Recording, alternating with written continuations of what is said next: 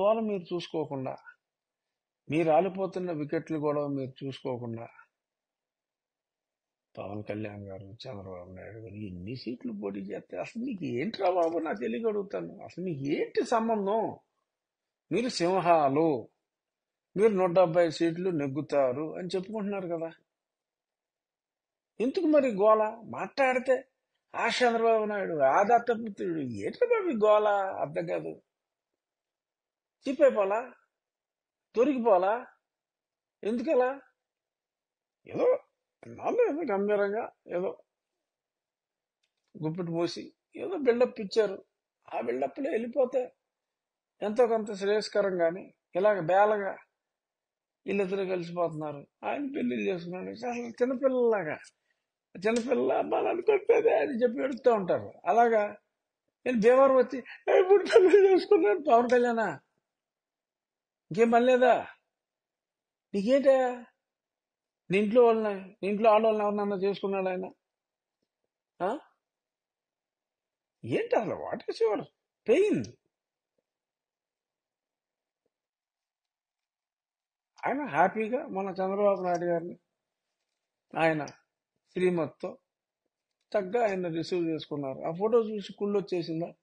అరే ఈవెన్ కూడా వదిలేస్తాను అనుకున్నాను, ఇల్లు ఏంటి ఎంత అన్యోన్యంగా ఉన్నారని బాధ వచ్చేసిందా? నేను చూడలేరా? ఇద్దరు పచ్చగా ఉంటే చూడలేరా? ఇద్దరు కాపురం చేస్తే భరించలేరా? సో కాబట్టి మీ పని మీరు చూసుకోండి అమ్మా, మా పని మేము చూసుకుంటాం, మా కూటమి సంగతి మేము చూసుకుంటాం. మీ సంగతి మీరు చూసుకోండి. ఇక్కడో అక్కడేస్తావా, అక్కడో ఇక్కడేస్తావా, చేసుకో. మీ పని మీరు చూసుకోండి. మా కూటమి పని మేమేం చేయాలన్నది మేము చూసుకుంటాం. ఇంకా ఎక్కువ మంది జారిపోకుండా కాపాడుకోగలిగితే ఆ పనిలో ఉండండి. అదేదో సీట్ లేదంటే కూడా ఇన్నాళ్ళు చూడలేదు. ఆ సీట్ లేదన్న సంగతి అయినా సంధించి వారు చెప్తే బాగుంటుంది. కానీ ఐఏఎస్ ఆఫీసర్ని రాజకీయాల్లోకి దింపటమే తప్పు. ధనంజయ రెడ్డి గారితో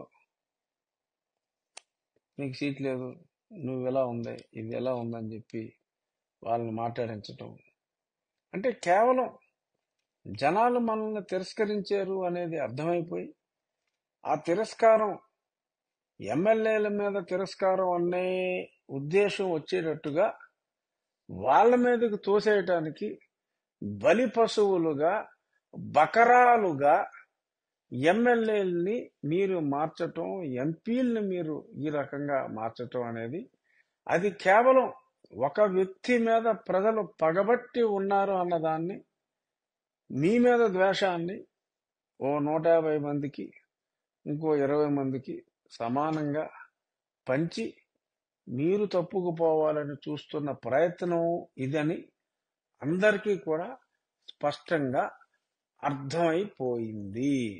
సో కాబట్టి మీరు ఎన్ని ప్రయత్నాలు చేసినా, ఎంతగా మసపూసి మారేడుకాయ చేయాలి, ద్వేషం మీ మీద లేదు, ప్రజలు తెగ ప్రేమిస్తున్నారు అని మీరు ఎంత నమ్మించే ప్రయత్నం చేసినా అందరికీ ఈ నిజం తెలిసిపోయింది.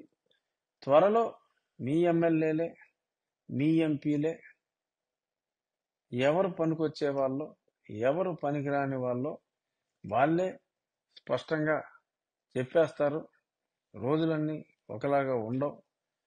అట్లీస్ట్ ఇక్కడి నుంచి అయినా ఇఫ్ పాసిబుల్ మీ వ్యవహారాలు మీరు చూసుకోండి, మా వ్యవహారాలు మాకు వదిలేయండి.